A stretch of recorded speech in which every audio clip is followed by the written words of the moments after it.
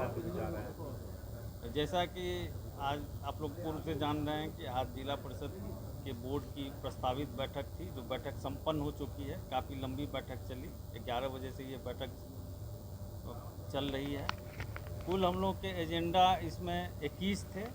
21 agenda पर चर्चा हुई बिंदुवार, और सारे सदस्यों से इस पर डिस्कशन हुआ है और सबों ने ध्वनि मत से सर्वसम्मति से इसे पारित कर दिया है।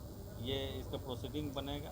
इसके अतिरिक्त जितने भी सदस्य थे यहाँ पे, उनके क्षेत्र विशेष की कई समस्याएं थी जो विभिन्न विभाग से संबंधित थी, तो उन्होंने अपनी बातों को इस पटल पर रखा है, जिसे काफ़ी गंभीरतापूर्वक लिया गया है, जो प्रोसीडिंग का पार्ट भी बनेगा। और संबंधित पदाधिकारी को यह सख्त निर्देश दिया गया है कि जो भी मुद्दे माननीय सदस्यों द्वारा उठाए गए हैं, अगली बैठक में उसका अनुपालन प्रतिवेदन लेके उपस्थित रहेंगे।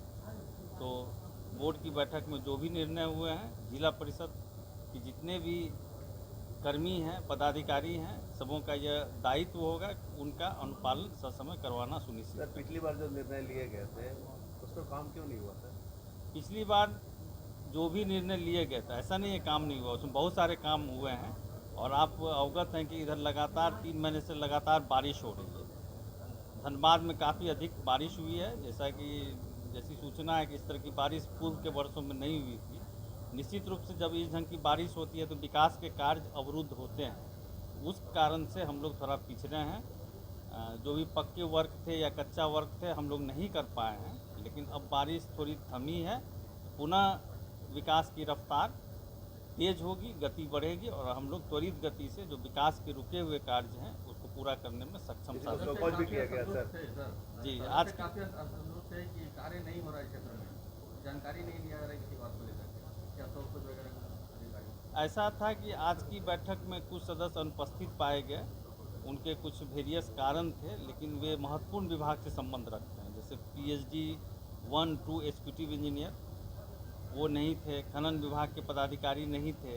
तो इन सबों से संबंधित जितनी भी समस्याएं थी, उनके जवाब देने के लिए सक्षम पदाधिकारी उपलब्ध नहीं थे। तो सदन ने यह निर्णय लिया है कि वैसे लापरवाह पदाधिकारियों को सख्त निर्देश दिया जाए, स्पष्टीकरण दे के उनसे पूछा जाए क्यों नहीं वो उपस्थित हुए, और इसके बाद भी उनमें सुधार नहीं होता है, फिर हम लोग विभाग को लिखेंगे, उन पर आवश्यक कार्रवाई। सर, अवैध कब्जा की बातें यहाँ उठी है, जिला परिषद की संपत्ति उस पर कब्जा हुआ जा रहा है, उस पर क्या कुछ प्लान? यह एक बहुत चिंतनीय विषय है कि जिला परिषद की जितनी भी प्रॉपर्टीज़ है, वो हम लोग की एक सोच है बोर्ड की, जिला परिषद के सारे सदस्यों की, उसका एक डेटाबेस बनाया जाए।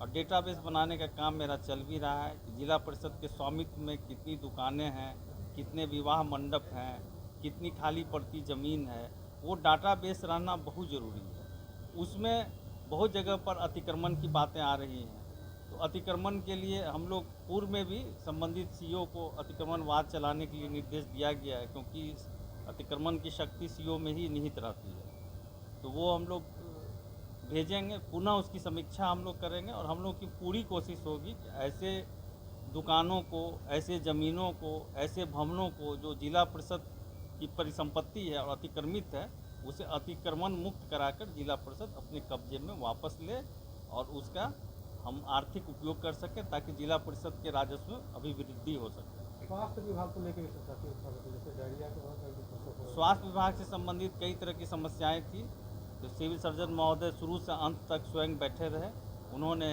इसका जवाब दिया। और मुझे विश्वास है कि आगामी बैठक में जो भी समस्याएं स्वास्थ्य विभाग से संबंधित उठाई गई हैं, उसका एक संतोषजनक जवाब लेकर वो उपस्थित रहेंगे, और उन समस्याओं का निदान भी इस अवधि के दरमियान निश्चित रूप से करेंगे।